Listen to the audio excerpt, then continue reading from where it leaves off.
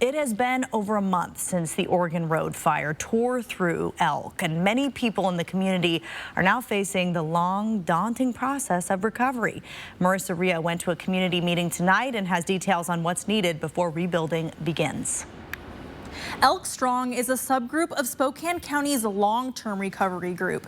It was created to connect the Elk community to resources that are available following the Oregon Road fire.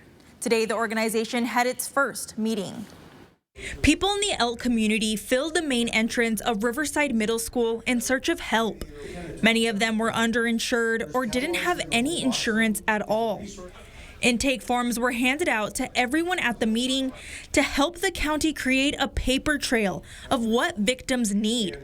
Each resident filled out their current insurance status and what kind of loss they endured. And this is very important because as we look to try and put in our application to FEMA for federal individual assistance, one of the data points that they base that decision on is our number of uninsured losses. And so we really need folks to fill out that form and make sure that we have that accurate information on their insurance status. Once that intake form is filled out, the group can connect people with individual caseworkers. But the organization warns that this could take some time. And then it'll be a matter of connecting the caseworkers to the individuals to begin working on their individual needs and getting through the process as we wait for clarity on many different issues as related to funding of testing and disposal of debris.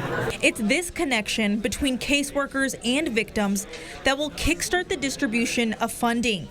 Organizations like Inovia have collected $1.1 million in donations from people hoping to help wildfire victims. And that group then coordinates all the resources available, not just the funds at Inovia, but funds from other nonprofit organizations, other corporate partners. There's going to be multiple funders around that table.